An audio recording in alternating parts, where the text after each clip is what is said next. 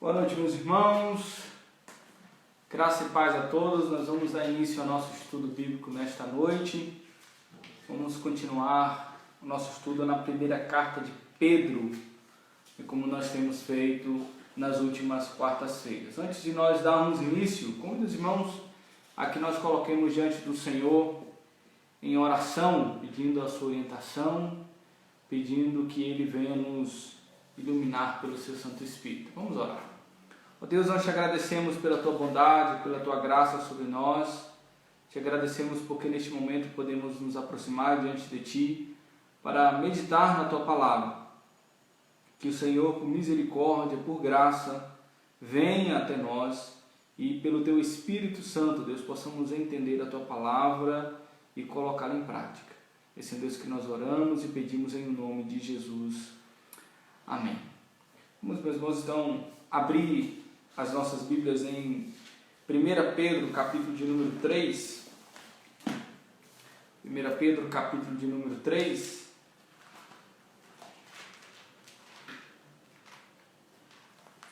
Nós leremos o versículo de número 13 até o versículo de número 22. 1 Pedro, capítulo de número 3, versículo 13 até o versículo de número 22.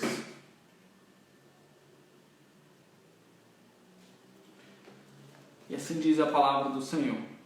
Ora, quem é que vos há de maltratar, se fordes zelosos do que é bom? Mas ainda que venhais a sofrer por causa da justiça, bem-aventurados sois. Não vos amedronteis, portanto, com as suas ameaças, nem fiqueis alarmados.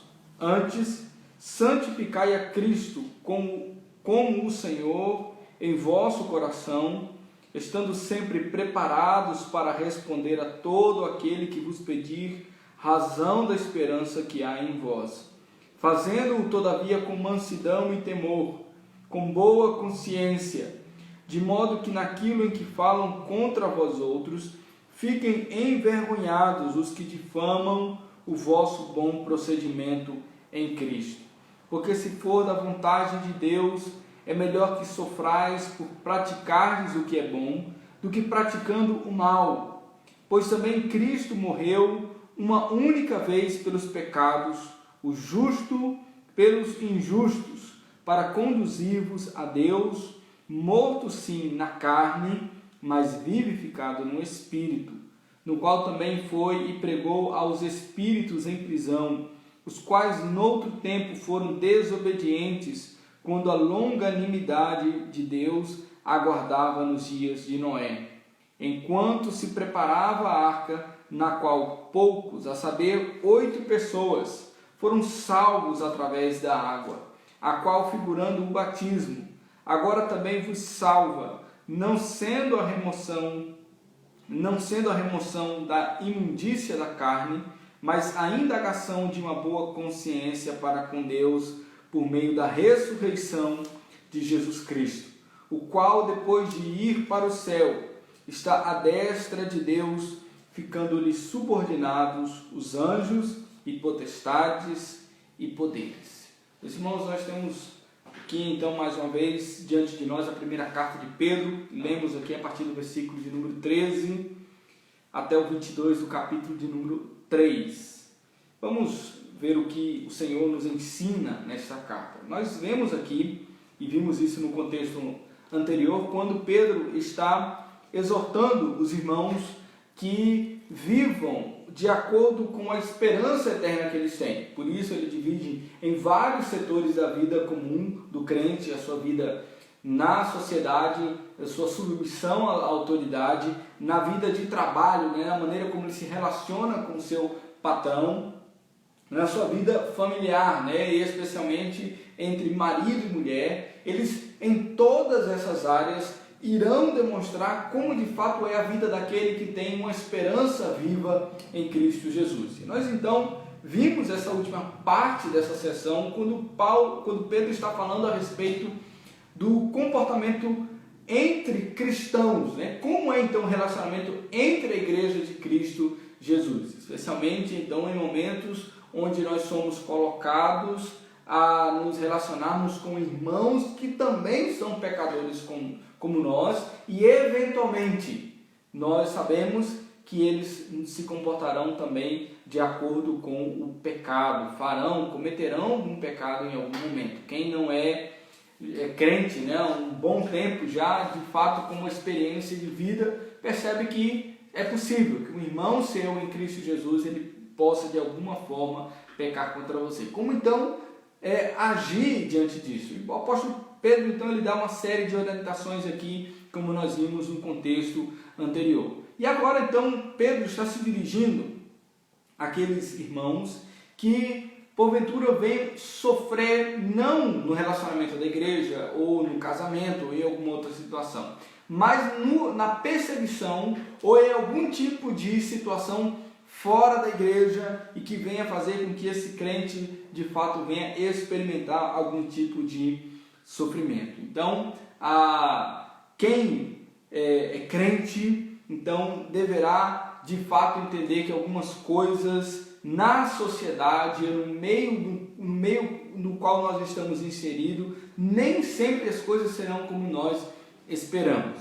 Então nós vimos até aqui que Pedro está dizendo: tenha um bom procedimento em qualquer área.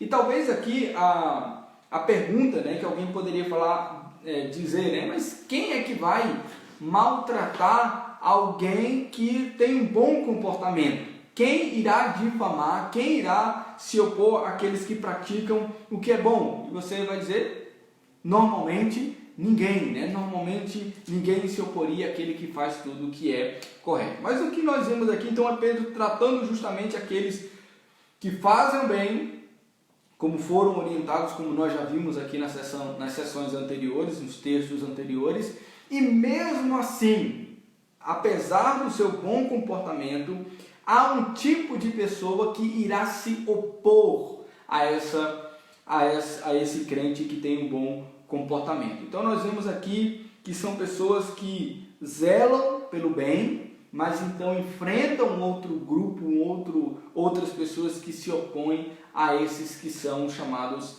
cristãos. Então Pedro tem como objetivo aqui nesses versículos ensinar aos crentes como eles se comportarão diante desse tipo de oposição. Primeiro, nós temos 3 coisas aqui que esse texto nos ensina em relação a isso. Primeira coisa é que Pedro diz a respeito da possibilidade real que haja sofrimento, que haja algum tipo de perseguição. Segunda coisa que ele ensina é de que há a necessidade do crente estar preparado para enfrentar esse tipo de situação. E a terceira coisa, ele vai mostrar que fazer a vontade de Deus, às vezes, nos levará ao sofrimento. Então vamos ver aqui o primeiro ponto que Pedro nos ensina e destaca aqui nesse texto. A primeira coisa então que ele diz é sobre a possibilidade real do sofrimento. Nós vemos no versículo 13 até o versículo de número 15. Ele começa aí no versículo 13: ora, quem é que vos há de maltratar se fordes zelosos do que é bom? Mas ainda que venhais a sofrer por causa da justiça, bem-aventurado sois. Então, alguém que mesmo assim, com seu comportamento, está sofrendo, Pedro diz, mas mesmo assim, se você teve um comportamento justo e sofre por causa da justiça, aí ele diz, a conclusão, bem-aventurado, feliz é aquele que sofre dessas coisas. É claro que Pedro aqui tem na sua mente bem claro aquilo que Jesus já havia dito lá no Sermão do Monte, nas bem-aventuranças, lá no Evangelho de Mateus, capítulo 5. Evangelho de Mateus, capítulo de número 5, onde Jesus ele inicia o conhecido Sermão do Monte, e ele começa esse sermão com as bem-aventuranças. E no versículo 10, então, Jesus diz assim: bem-aventurados os perseguidos por causa da justiça, porque deles é o reino dos céus.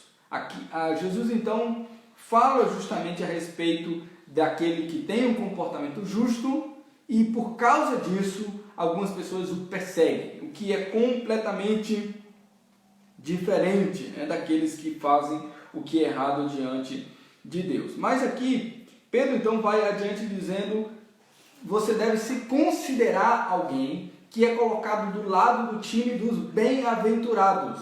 Não é por causa, então, da perseguição por causa de algum mal praticado, mas ele se coloca, então, do lado daqueles que estão recebendo essas bem-aventuranças de Cristo Jesus. Agora a pergunta é, por que ele é bem-aventurado? Certamente a ideia é de uma inversão de valores, porque é perseguido por causa da justiça aqueles que amam o que o Senhor deseja, e ele então diz, é bem-aventurado. Por outro lado, então, aqueles que inverteram totalmente a situação e amam a injustiça. E aqueles que amam, então, a injustiça, não amam aquilo que Deus ama. Portanto, são contrários ao próprio Deus e eles não serão herdeiros daquilo que Deus dá para o seu povo, que é herdar o reino dos céus.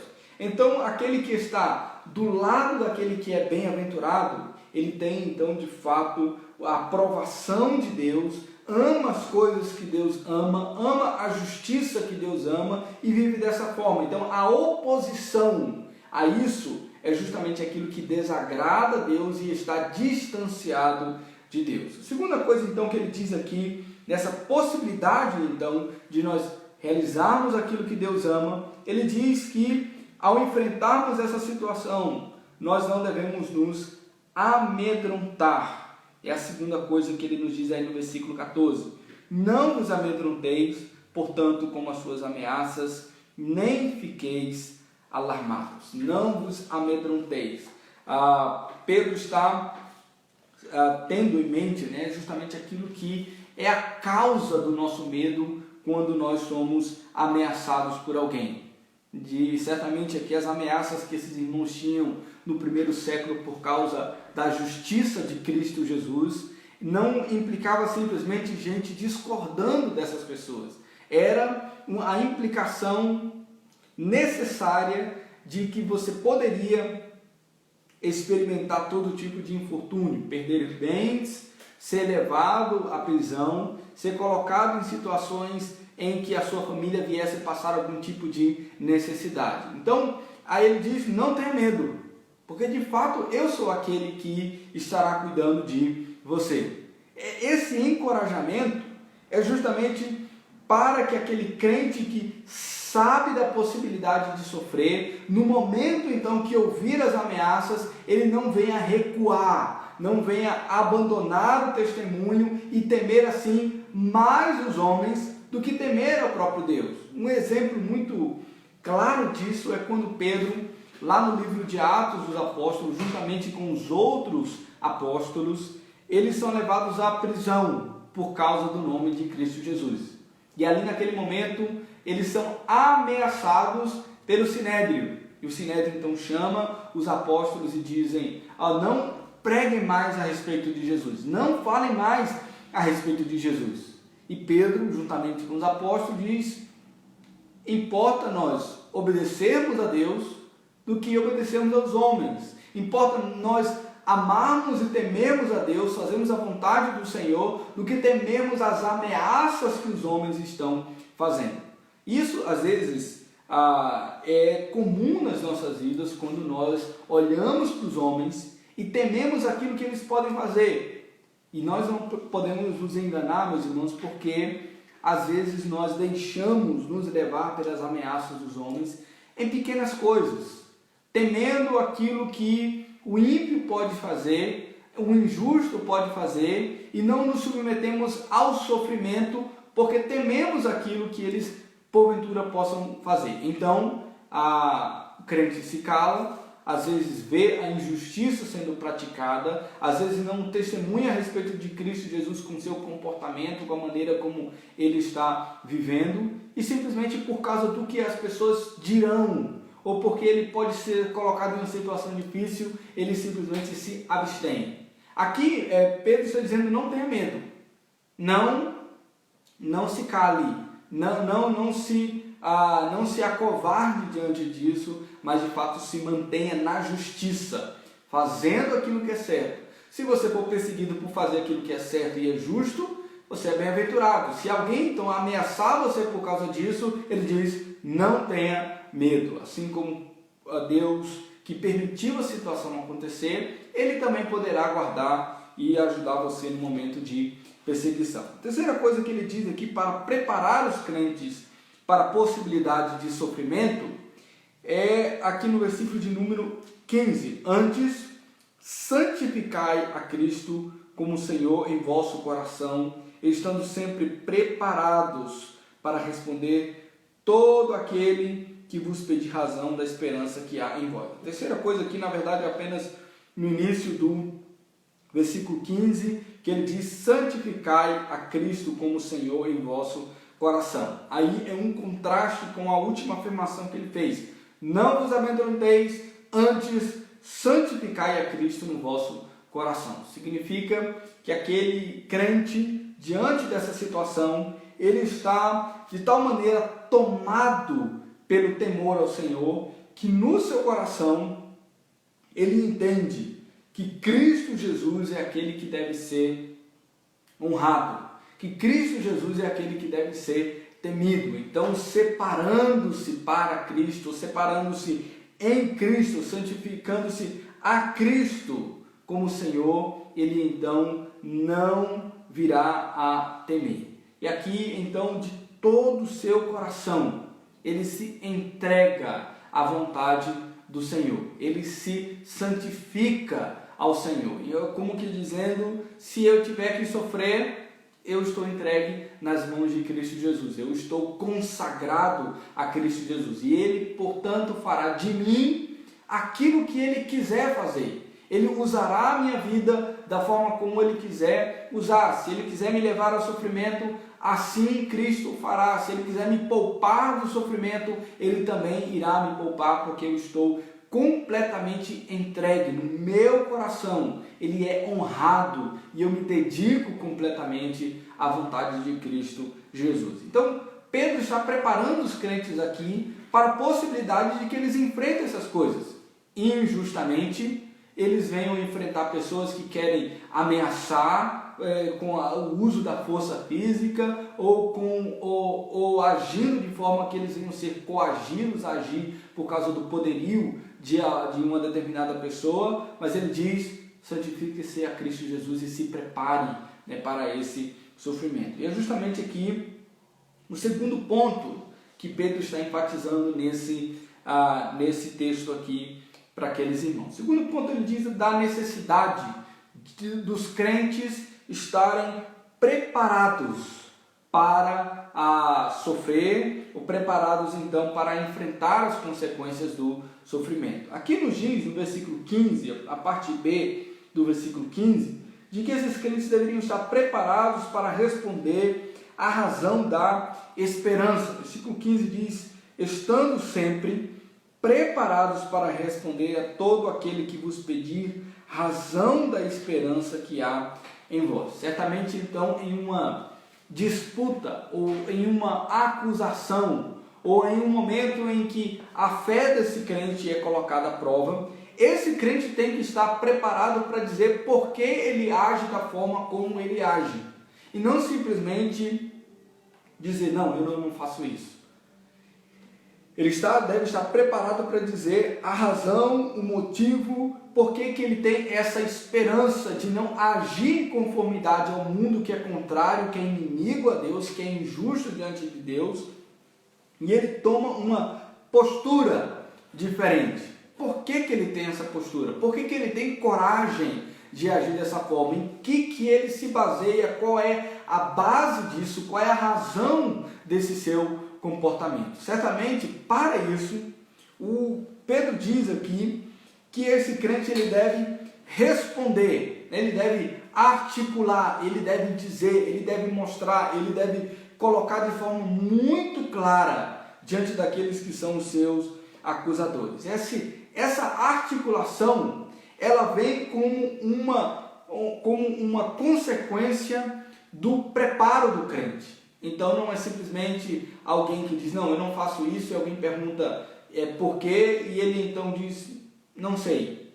É um crente aqui que se preparou segundo aquilo que Cristo Jesus ensinou nas Escrituras, e ele entende o motivo pelo qual ele age, por isso ele fala, ele articula, ele reage, ele diz o motivo pelo qual ele age em determinada situação e de determinada forma. Então, essa preparação requer que esse crente ele venha ter conhecimento.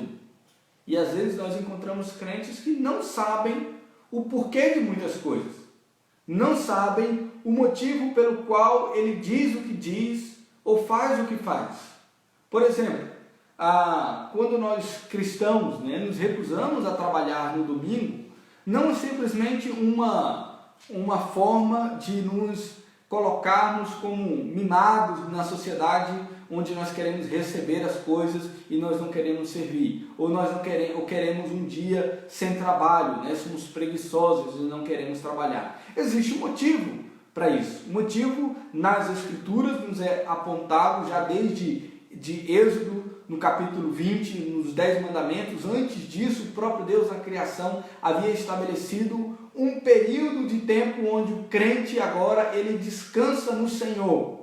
Ele se refugia no cuidado do Senhor. Ele não depende do seu trabalho, mas ele depende do Deus Criador dos céus e da terra.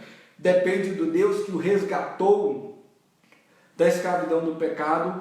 Depende de um Deus que prometeu a restauração, a transformação desse povo. Então, nós cristãos recusamos trabalhar no domingo porque de fato nós estamos esperando no nosso Deus. E talvez alguns crentes sofram por causa da prática justa desse comportamento ou dessa atitude. E então sofrem retaliações no trabalho, às vezes alguns até mesmo perdem o emprego por causa disso, são colocados como pessoas que são preguiçosas ou não se empenham ou não dão sangue pela empresa, não trabalham como deveriam trabalhar. Nós cristãos então estamos nos pondo diante dessa dificuldade, mas por um motivo que nós sabemos. A nossa esperança não está no que os homens podem oferecer a nós, mas a nossa esperança está no Senhor que cuida do seu povo. Segunda coisa que ele mostra aí no preparo desse crente diante do sofrimento é de fato ele responder de forma adequada. Aqui nós vemos ele dizer no versículo de número 16: fazendo todavia com mansidão e temor e com boa consciência. Fazendo então com mansidão, temor e boa consciência. Isso aqui são justamente aquilo que o crente, pela ação das Escrituras em nós, na santificação do Senhor, é desenvolvido em nós. Agimos com mansidão, com controle, de forma com que o crente não venha aqui agir com aqueles que estão perseguindo, agindo da mesma moeda, pagando mal com mal, mas ele agindo então com controle, com mansidão, sendo controlado pelo Espírito do Senhor. Ele age com temor, porque também ele age de forma que Deus venha a ser exaltado. Ele age com temor ao Senhor, ele não age à revelia da palavra do Senhor, dos mandamentos do Senhor, mas ele age de conformidade com aquilo que o próprio Deus tem ensinado. Ele age também aqui de forma que a sua boa consciência, de que nada venha acusá-lo mais adiante, ou uma palavra dita de forma errada, ou uma grosseria, ou algo que seja injusto para com outras pessoas, mas pelo contrário, ele de boa consciência, ele age naquele momento sabendo que nada o acusa. Então, é justamente a maneira como ele está agindo, a sua reação a essas provações, ou esses sofrimentos, essas provocações, irá de fato dar uma resposta à altura daquilo que ele está dizendo. Nós não podemos, por exemplo, dizer uma coisa, responder uma coisa com as nossas palavras e articular isso de uma forma, e as nossas ações contradizerem aquilo que nós estamos dizendo. Nós devemos, portanto, agir e falar de forma coerente. O crente, então, é chamado para se preparar, a prestar atenção nas formas como ele responde de forma coerente. Por exemplo, então, se você no seu trabalho diz que é perseguido por causa da justiça, mas você então no momento em que é afetado de alguma forma pessoal e é questionado alguma coisa a respeito da sua fé, você age de forma que venha contradizer totalmente essa vida justa que você supostamente diz, você está caindo em incoerência. Então, se você quer que as pessoas te tratem de forma justa, então também trate as outras pessoas de forma justa. Seja sempre coerente. Se você exige que haja um pagamento do seu salário de forma correta, então trabalhe também de forma correta. Se você então percebe que os seus vizinhos, eles escutam música alta, fica até altas horas da madrugada escutando som e você reclama disso, mas quando você também faz alguma festa na sua casa, você escuta música alta, ainda que seja música cristã, você está agindo de forma incoerente. Então, aquilo que você diz, aquilo que você cobra, ou aquilo que você dá como razão da sua fé, deve ser coerente com aquilo que também você está fazendo. Nós vemos aqui também nesse preparo desse crente para enfrentar esses momentos, no versículo 16, continuar dizendo, naquilo em que fala, de modo que naquilo em que fala contra vós outros, fiquem envergonhados os que difamam o vosso bom procedimento em Cristo. Então, Pedro diz, no momento então que você responder com a razão correta das Escrituras, dando o motivo correto da sua esperança, você age então de forma coerente com aquilo que você está defendendo. Quando vierem acusar você, eles ficarão envergonhados, porque não encontrarão base nenhuma para que de fato aquilo que eles estão dizendo seja crido como verdadeiro. Eles ficarão por mentirosos, eles ficarão então como gente de fato que não tem credibilidade. Certamente isso daqui, meus irmãos, faz com que o crente se mantenha alerta e preparado o tempo inteiro. Faz com que o crente, ele de fato esteja observando as suas palavras, as suas ações, observando a maneira pelo qual as pessoas estão reputando a ele, como estão medindo, como estão olhando para ele, ele então está prestando atenção nisso. O crente de fato é colocado no meio da sociedade para ser visto e para ser avaliado. Eu sei que há muitos crentes que não se importam com isso, que vivem de fato as suas vidas fora da igreja como se não se importassem, como se não se importassem que seus colegas de trabalho, que seus parentes, que seus amigos, que seus vizinhos o avaliem. E quando o acusem de fato com base naquilo que está sendo feito de forma incoerente. Nós somos chamados a nos manter vigilantes, preparados, atentos então à maneira como nós estamos vivendo, para que quando alguém venha falar alguma coisa, ele não venha encontrar em nós alguma coisa que realmente seja digno, de ser ouvido e isso seja contra nós, aqueles que tememos ao Senhor.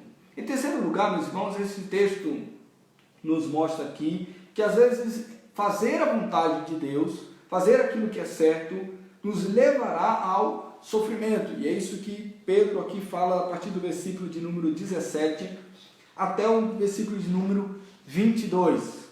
Versículo 17 diz: porque se for da vontade de Deus, é melhor que sofrais por praticardes o que é bom do que praticando o que é mal. Ou seja, Pedro está dizendo, se você tiver diante de você o sofrimento para fazer a vontade de Deus, e do outro lado você tiver o alívio para quebrar a vontade de Deus, ou ser rebelde à vontade de Deus, você deve escolher o caminho do sofrimento.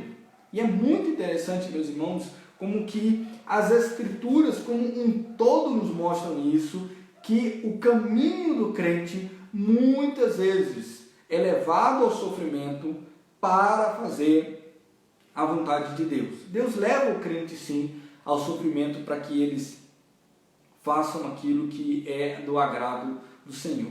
Talvez algumas pessoas não entendam isso, porque o seu coração está tão tomado de si mesmo, pelo seu conforto, pelo seu bem-estar, que eles não conseguem compreender como que Deus possa então permitir que o sofrimento venha à vida do crente. E ele se revolta dizendo, mas eu não entendo, Deus quer que eu seja feliz, Deus quer que eu não sofra. Então, logo, a vontade de Deus é fazer algo dessa forma, ainda que pareça errado, ainda que seja errado, porque Deus não quer que isso seja, que o crente venha sofrer.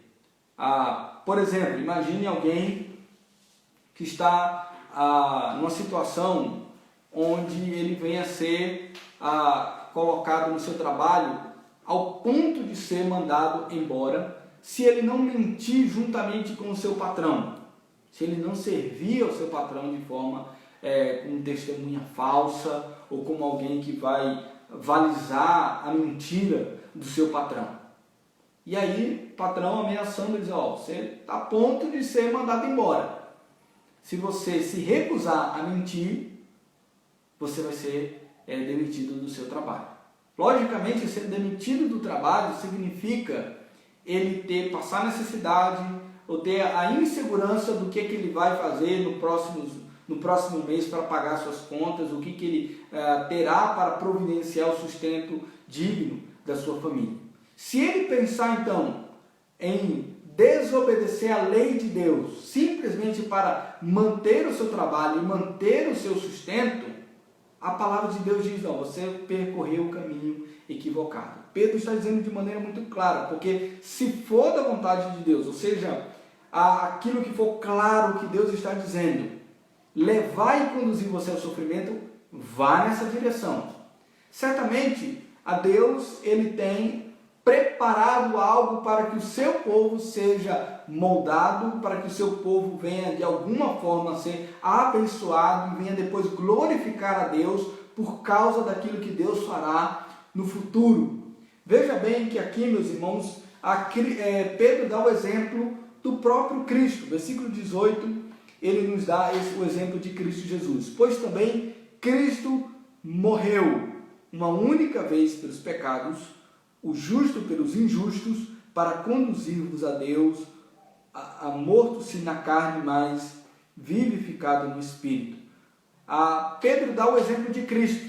Ele foi levado à morte, para que então aqueles que são injustos sejam justificados. Mas foi entregado um justo diante da presença de Deus. Interessante aqui que Pedro está dizendo, Jesus fez a vontade de Deus e ele morreu. E aqui é claro que com essa palavra, morrer, ele está resumindo toda a obra de Cristo Jesus que foi feita de maneira penosa. Cristo foi levado à cruz do Calvário, Cristo foi rejeitado pela multidão, Cristo foi chicoteado, Cristo foi esbofeteado, Cristo foi abandonado completamente. Isso é sofrimento, mas essa era a vontade de Deus. Lembre-se, meus irmãos, que Cristo, antes de iniciar essa trajetória de sofrimento até a cruz, lá no jardim do Getsêmani, Cristo diz, Senhor, Pai, que se faça a tua vontade. E por causa então da vontade de Deus Pai, Cristo então é levado à morte para que então injustos, que éramos nós, fôssemos então justificados. E ele trilhou esse caminho do sofrimento. Então a aplicação que Pedro fez aqui no texto, ela é exemplificada no próprio Cristo. Como que dizendo, por que você não pode percorrer o sofrimento?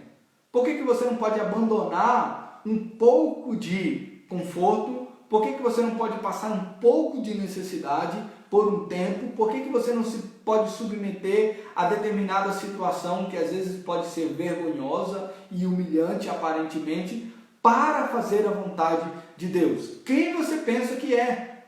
O próprio Cristo, Filho de Deus Pai, passou pelo sofrimento, porque no plano eterno de Deus não era apenas aquele momento, mas era um plano eterno e muito maior que Deus estava executando naquele momento. Por que então você, nesse nessa pequena fração de sofrimento da sua existência, você se atreve a não fazer a vontade de Deus simplesmente para te poupar do sofrimento. Nós vemos, meus irmãos, que Deus faz isso para que de fato nós sejamos tratados por Deus e para que se mostre quem é o nosso Deus. Nós não estamos do lado daqueles que cometem injustiça, nós estamos do lado daqueles que são justos e por isso são bem-aventurados. Nós estamos justamente do lado daqueles que se submetem à palavra de Cristo, na esperança em Cristo Jesus, para que então em Cristo Jesus nós possamos de fato viver de forma coerente com as nossas palavras e com os nossos atos, ainda que nós venhamos passar por sofrimento para vivermos dessa maneira. Mas Pedro também ele dá outra maneira, né, como Cristo agiu, para que o seu povo então reconhecesse a sua missão e aceitasse a obra de sofrimento, a obra de redenção em Cristo Jesus. Nós aceitamos, nós ouvimos e nós aceitamos. Mas então aqueles que vêm e rejeitam, aqueles então que observam isso e de fato não se submetem, de fato não fazem aquilo que não é a vontade de Deus, rejeitaram a Cristo Jesus. Esses então perseguem, esses então fazem com que o povo de Deus venha enfrentar sofrimento. Por isso ele dá aqui no versículo 19 até o versículo de número 21, a maneira pelo qual no passado isso também aconteceu. E ele traz o exemplo aqui de Noé. Assim como Cristo passou pelo sofrimento para fazer a vontade de Deus, Noé também passou por um momento onde, de fato, naquele momento em que ele estava fazendo a vontade do Senhor, ele veio passar por vergonha, vexame, mas aquilo que ele estava fazendo com vontade de Deus era a salvação para o mundo de então. Aqui no versículo 19, então diz assim: no qual também foi e pregou aos espíritos em prisão, os quais no outro tempo foram desobedientes, quando a longanimidade de Deus aguardava nos dias de Noé, enquanto se preparava a arca, na qual poucos, a saber 8 pessoas, foram salvos através da água, a qual, figurando o batismo, agora também vos salva, não sendo a remoção da imundícia da carne, mas a indagação de uma boa consciência para com Deus, por meio da ressurreição de Jesus Cristo. Então, Pedro lembra também de um outro momento em que os homens preferiram fazer a vontade própria e não ouvir a Deus, mas Noé ouviu a Deus. O que então aconteceu naquele momento? Noé pregou aos homens a respeito da redenção. E aqui ele coloca a mensagem de Noé exatamente no mesmo patamar que a mensagem do Evangelho de Cristo. O Evangelho que foi anunciado em Noé era um Evangelho que apontava para a salvação. O Evangelho de Cristo Jesus é exatamente esse que foi pregado para a salvação do homem. Por isso diz então no versículo 19, no qual também pregou aos espíritos em prisão. Se refere então aos espíritos daquele tempo, naquela época em que Noé estava construindo a arca, os quais no outro tempo foram desobedientes. Quando então o homem se rebelou contra Deus, e Deus então olha para a maldade do homem e diz: eles são continuamente maus. Então Deus anuncia o juízo para com aqueles homens, o juízo que seria derramado sobre aqueles homens, e eles então não quiseram. Perceba aqui como Pedro diz a respeito da longanimidade de Deus que estava presente nos dias de Noé. Para a gente entender isso melhor, a gente precisa ir lá para Gênesis, no capítulo de número 6. Gênesis, capítulo de número 6, quando Deus está falando ali no conselho da Trindade a respeito da maldade humana. Diz assim: como se foram multiplicando os homens na terra e lhes nasceram filhas, Vendo os filhos de Deus que as filhas dos homens eram formosas, tomaram para si mulheres, as que entre todas mais lhe agradaram. Então disse o Senhor: meu espírito não agirá para sempre no homem, pois este é carnal, e os seus dias serão 120 anos. Então Deus está colocando ali, vendo ali naquele momento como que a maldade do homem, a desobediência do homem é grande. E Deus então dá um tempo, diz 120 anos. E alguns então pensam aqui que Deus está limitando a idade dos homens a que eles apenas vivam 120 anos. Percebam bem aqui como que na genealogia anterior do capítulo 5, nós temos aí idades que chegam a 900 anos. O mais lembrado desses homens longevos, né, é Metusalém, no versículo 5, no capítulo 5, versículo 27. Todos os dias de Metusalém foram 969 anos e morreu. Então, alguns pensam, não, então Deus está aqui limitando a idade do homem em 120 anos. Mas se nós observarmos um pouco mais adiante, depois do dilúvio, depois que se passou a maldade, ou Deus derramou o juízo dele sobre a terra, nós vemos aqui no capítulo 11 de que os homens vivem mais ainda do que 120 anos. Nós vemos aí no capítulo 11, versículo de número 10, por exemplo: são estas as gerações de Sem. Ora, ele era da idade de 100 anos, quando gerou a Arfaxade, 2 anos depois do dilúvio.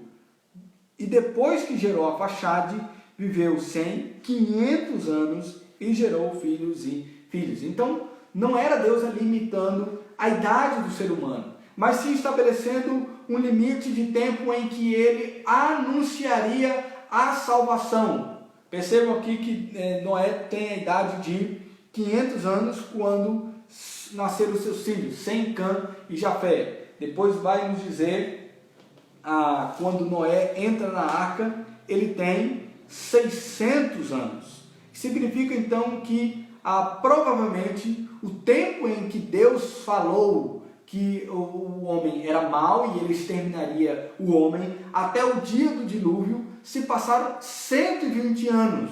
Foi o tempo então que nós vemos a paciência, a longanimidade de Deus em advertir aqueles que eram injustos, aqueles que zombavam de Noé, aqueles que estavam ali rejeitando o evangelho, a salvação. 120 anos. Deus é muito paciente. Deus é muito longânimo. Durante todo esse tempo, o evangelho foi anunciado. E então, esse tempo, olhando na perspectiva de Noé, foi uma perspectiva de sofrimento. Os irmãos podem ler depois lá em Gênesis, a partir do capítulo de número 6, vão perceber que Noé passa ali todo esse tempo construindo uma arca em um lugar que não chovia, em uma região que não caía água. E ali as pessoas estão dizendo: o que você faz, Noé? O que você está fazendo? Você está ficando louco? Construindo um barco e provavelmente ali, como um estaleiro, o primeiro estaleiro feito na terra, construindo aquela arca, aquele monumento gigante, quadrado, e Noé dizendo que Deus iria inundar tudo, Deus iria mandar água dos céus, as comportas dos abismos iam se abrir e tudo aquilo dali iria encher de água. Imagine a risaiada daquele povo naquele tempo. Imagine o povo zombando. Imagine o povo então ouvindo a Noé e perguntando: mas por que você vai fazer isso? Por que Deus vai destruir a terra? E Noé diz: é por causa da maldade de vocês. E o povo zombava. O que seria melhor para Noé naquele tempo? Naquela ocasião, para que Noé evitasse o sofrimento, seria melhor ele então não construir a arca.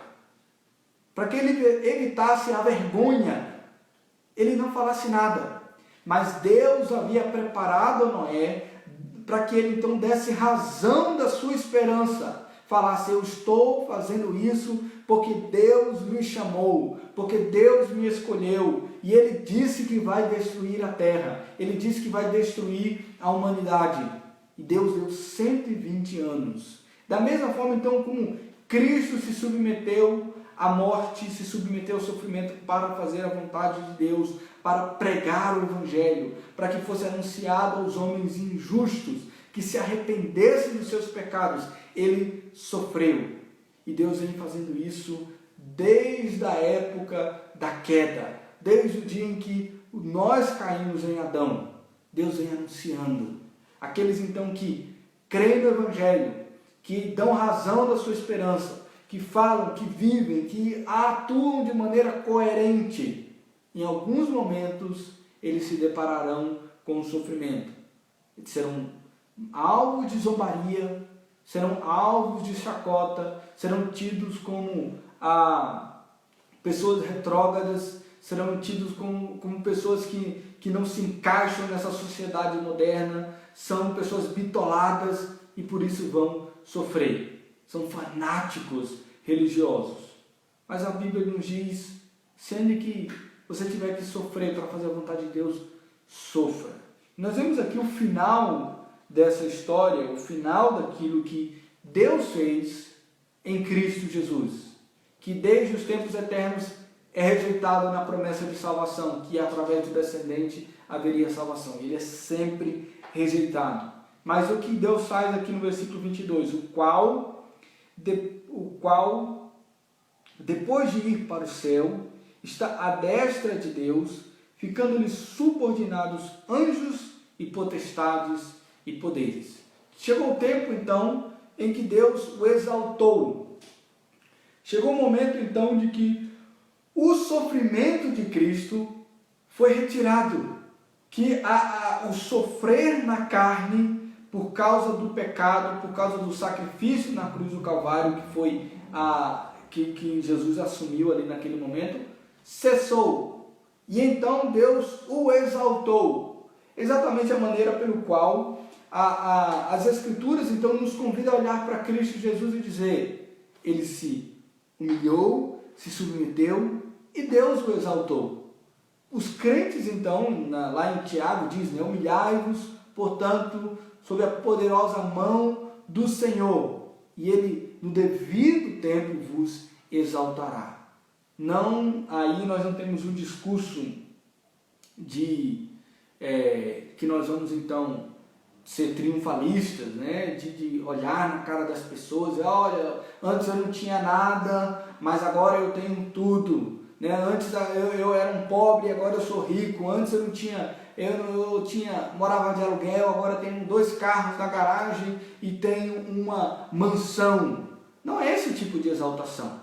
É o tipo de exaltação que nós então teremos em Cristo Jesus, quando ele submeter, ou quando a ele foi subordinado todo o poder. Então nós, escondidos em Cristo Jesus, nós em Cristo Jesus, por causa da obra de Cristo Jesus, nós também seremos exaltados. Então, não haverá poder, não haverá potestade, não haverá ninguém que poderá se opor ao Filho de Deus. Não haverá ninguém que creu no Evangelho de Cristo Jesus, o Evangelho que levou Jesus à morte.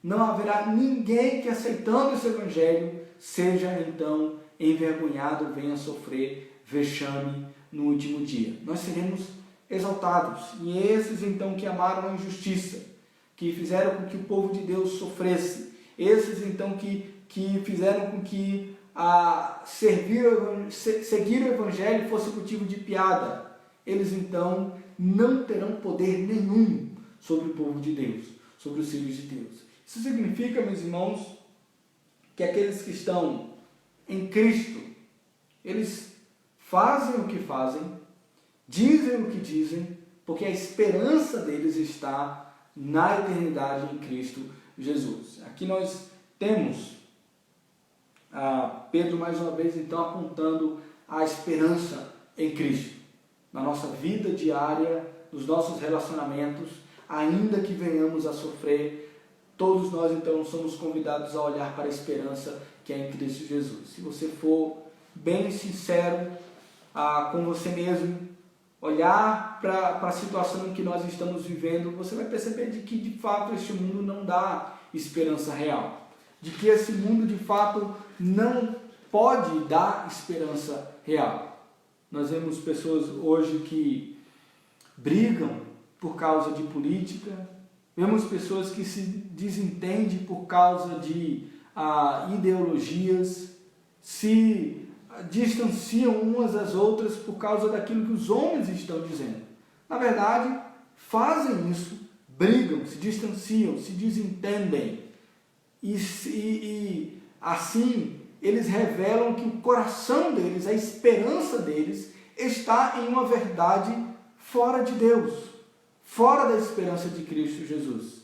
Se alguém tem a coragem de ofender, de xingar, de zombar de uma outra pessoa simplesmente por causa de uma divergência, significa que ela entesourou de tal forma no seu coração um pensamento, uma prática, que ninguém pode desafiar essa prática.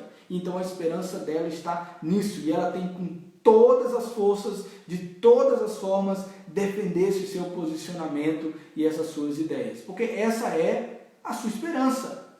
Essa é a maneira pelo qual ele entende que o mundo será melhor, a maneira pelo qual ele acha que as coisas serão transformadas. Mas nada disso que nós vemos no mundo, nada disso que nós temos diante de nós é suficiente para nos dar esperança eterna.